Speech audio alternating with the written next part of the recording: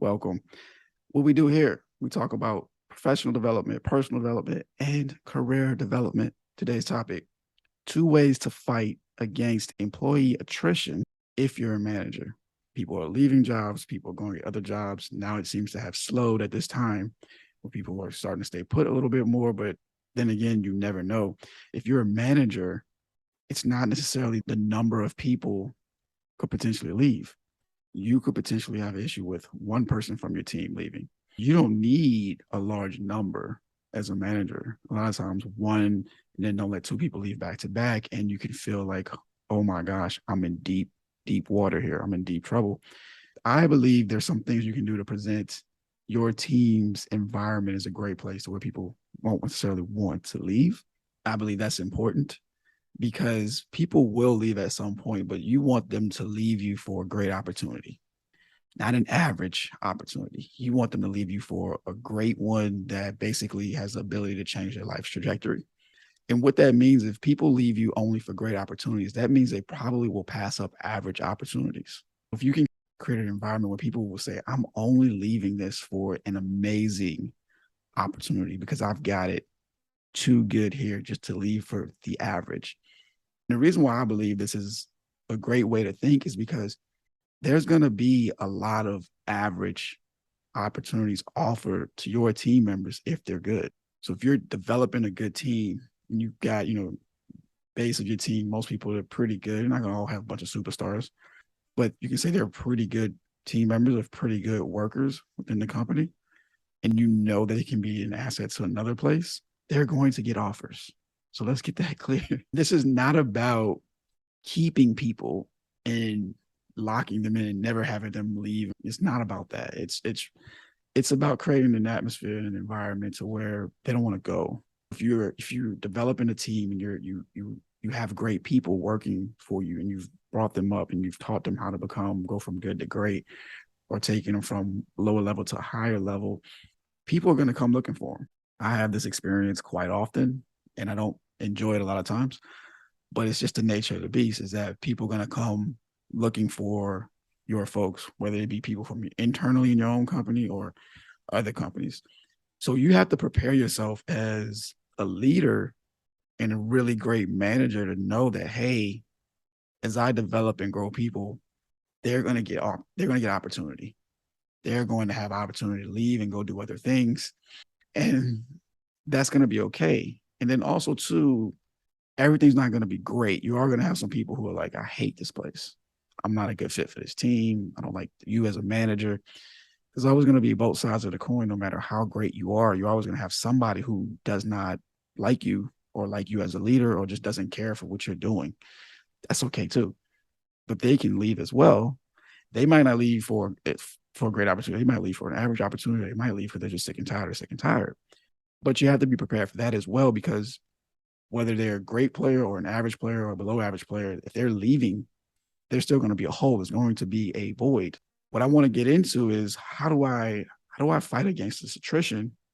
How do I prepare for it when it does happen? Because inevitably it will happen.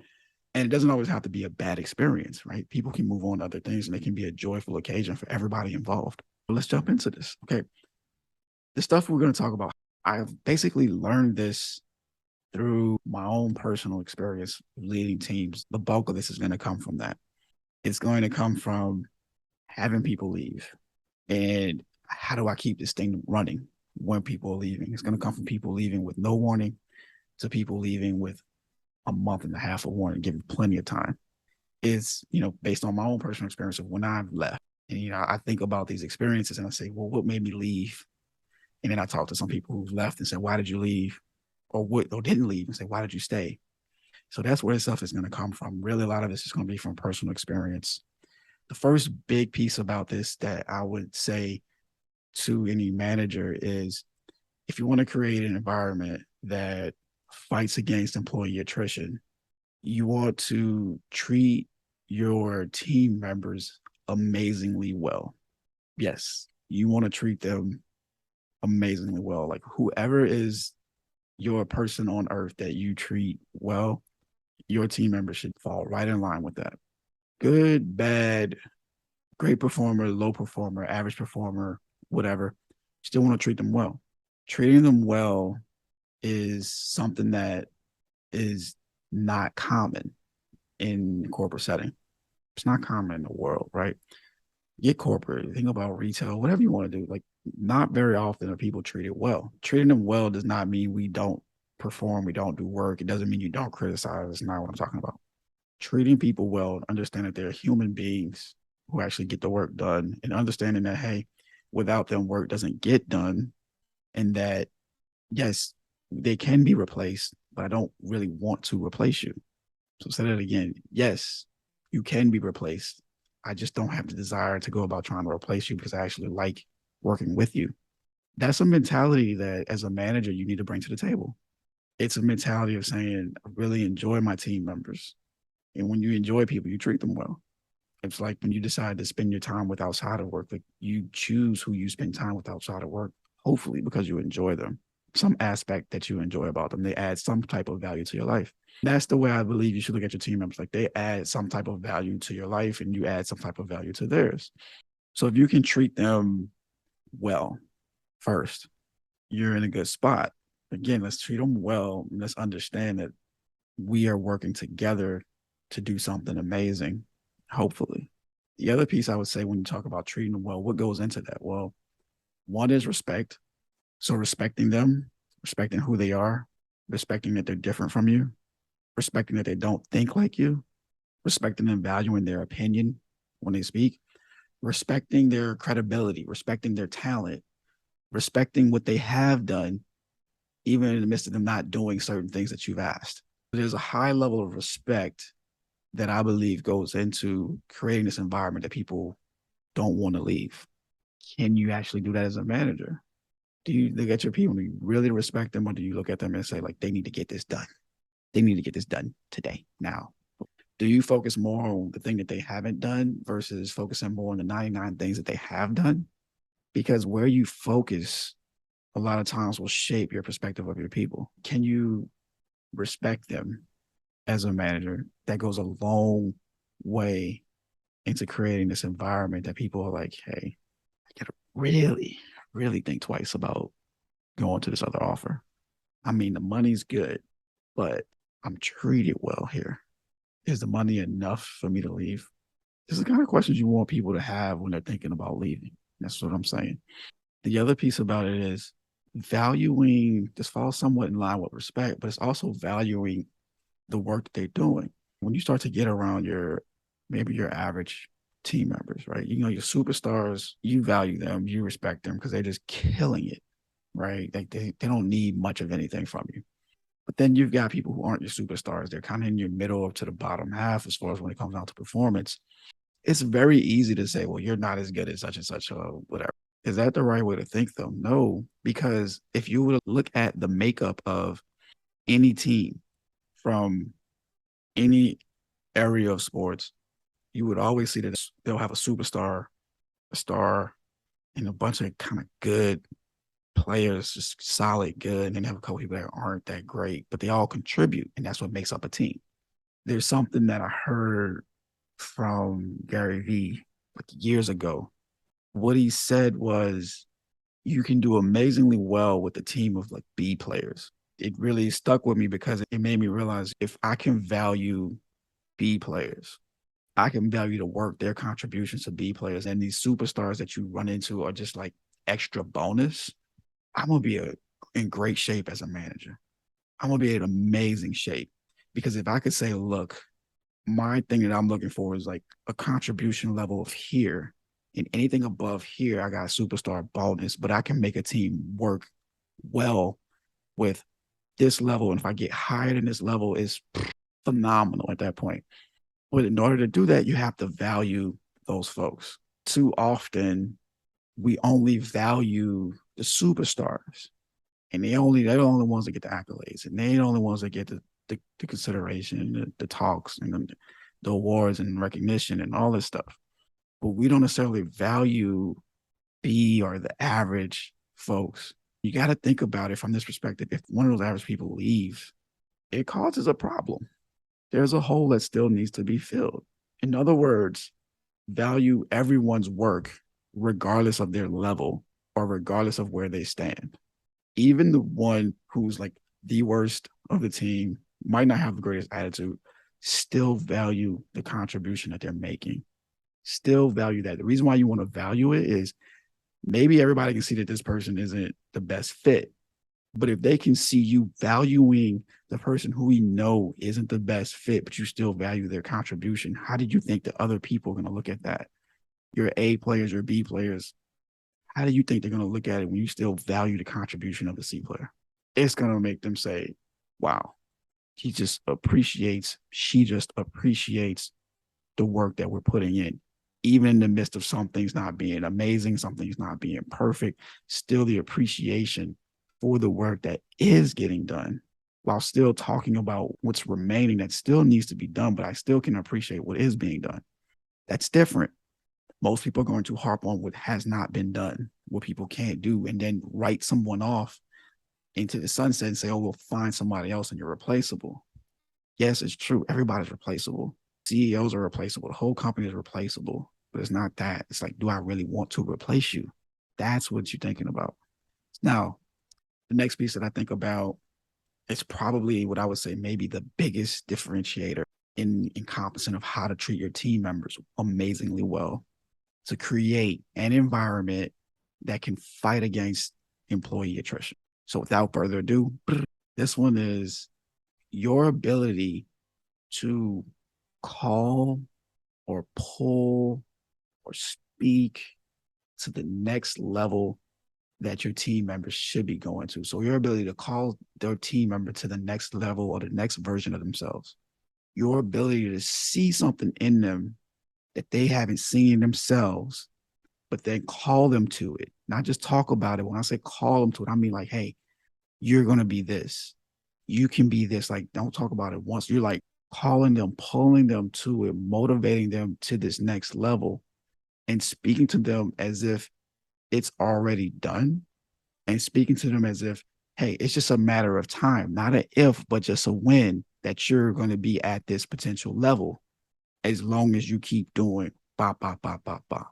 If you can give your team members a huge dose of that on a weekly, day in and day out basis, meaning the way I talk to you, I'm not talking to you as a person of where you are right now today. I am talking to you as where I believe you should be in the future.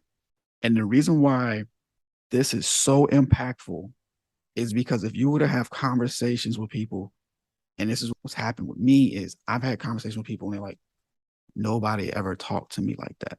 No one has ever taken time to speak to me in that manner. Not a family member, not a mentor, not a coach, not a manager, not a coworker. When you get to this point and you are literally speaking to them with the expectation that they should operate at a level higher than they're operating at, you're showing that you have a belief in them that they may not even had the chance to even develop in themselves.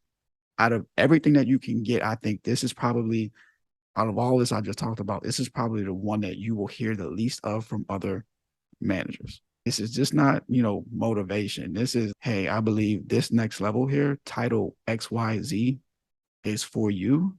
Here's the things I think you need to work on to be perfect for it.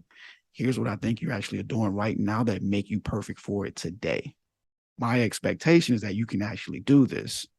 What do you think? Imagine talking to someone on a weekly, daily basis who spoke to you in the manner of a belief that they had for you for a role or area that you hadn't even thought about for yourself. It's hard to leave that. It's respect, it's valuing the work, and then it's calling them to the next version of themselves. Point number one was focused on your team and your people. Point two, though, is going to be you focus. It's you, how you prep as the manager, what you should be thinking about. What I do is I have the worst case scenario planned in my head. The worst case scenario is like, okay, what happens if 3 people leave within a month of each other? How do I handle that? Have I experienced worst case scenario? Yes, unfortunately. But yeah, I've experienced it. It's not fun at all. So I'll say this much about the worst case scenario going into it. It's going to suck if you get to this point where you hit this worst case scenario. Depending on the size of your team, you will know. And you have to ask yourself, I got a 6-person team, with worst case scenario, 2 at the same time. Or is it 3 with at the same time? Or is it just 1? Like, what is my worst case scenario? Know that in advance. So the next piece is, once you know worst case scenario, you want to think about, okay, if I hit worst case scenario, what happens to productivity? Like, I want to know, can we get everything done still? If so, how much extra is everybody carrying? How much longer will things take to get done? So I want to be able to understand what's going on with what's going to happen to productivity. How much slower are we going to be? How much more will other people have to pitch in? And then how long could we sustain that pace? Once I grab all of that, the next piece I need to think about is, what things could we not do anymore? Like, what things would not be as important? What things would drop on the priority list? Well, if we just had to sustain shorthanded for an extended period of time, are there some things that just don't need to get done anymore? In the worst case scenario, what I am trying to do is not have my remaining team members take on too much of a burden for too long of a period. So what I'm looking for in the worst case scenario is to say, how can we continue to manage the work without killing everybody else? The only way you can do this, though, you have to plan for it. You have to think about it. Like, you might not have to write down, here's my contingency plan.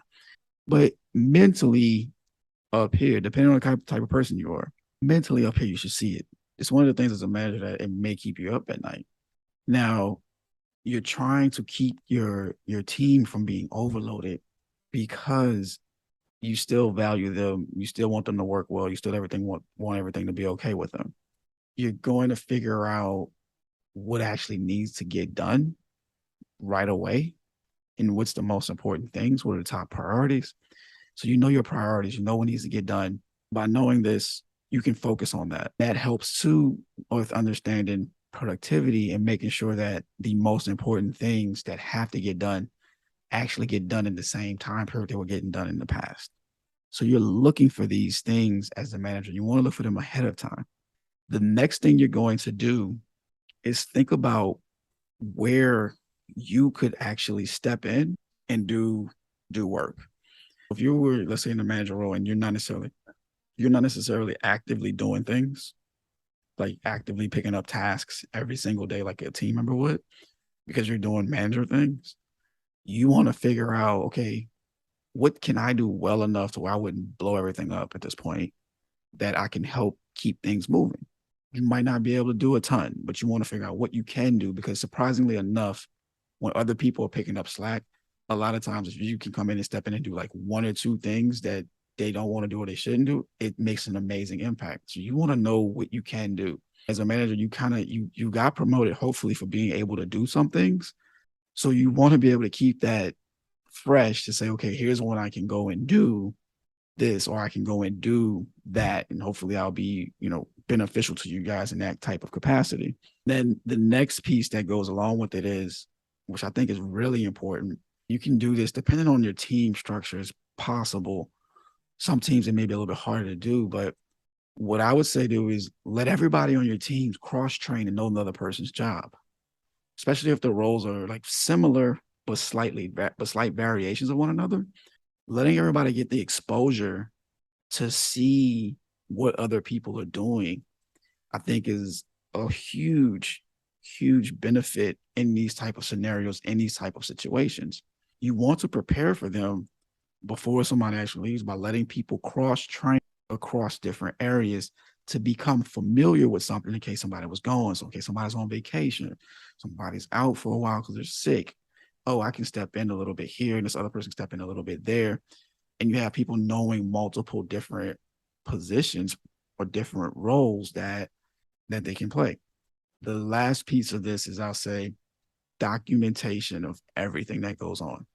If you're cross-training people, they'll be somewhat familiar and have a general knowledge about what to do next. But if you've got great documentation, when they get to that step, they say, oh, I forgot how to do that nuanced step really specifically, they can look at the documentation and say, oh, this is how I do it. The other piece about great documentation is that it allows you to plug and play with people because they can just go, oh, here's the document, here's what we need to be doing. Now, I know some roles and some companies are like, hey man, that's impossible. There's too much nuanced knowledge. Yeah, I got it. Get it. Other jobs, this is fine. A lot of roles, what I'm saying about documentation, showing it for people who are familiar, this is fine. This can be done. This is done all across many different industries. The documentation piece, along with the cross training piece together, will make you more comfortable in case you have someone to actually leave the team. You're like, oh snap, I'm in my worst case scenario. How do I backfill? How do I do this? Da, da, da. Well, up until you do your interview process, which we can talk about later on another episode, so totally different. What you need is your plan, your contingency plan, or your worst case scenario plan. You need to implement that while you start working on getting that role backfilled and getting your next hire. 2 ways to fight against employee attrition. 1, treat your team members amazingly well. 2, have a plan for the worst case scenario. Listen, I hope that was helpful for you. If it was, like, comment, subscribe, no matter where you're watching this on what platform, let me know, give me a shout out. If anything in here stuck out for you, if you think something that you can do for yourself, you're looking to say, hey, I want to know more about a certain point, click the link somewhere around here. There's a place to be able to get access to me, do a call or send your email. But either way, if you want to get more information or saying, how do I apply something specifically, reach out, let me know. If you're looking to get more information on something specific, go ahead, reach out somewhere around here. I'll see you in the next one.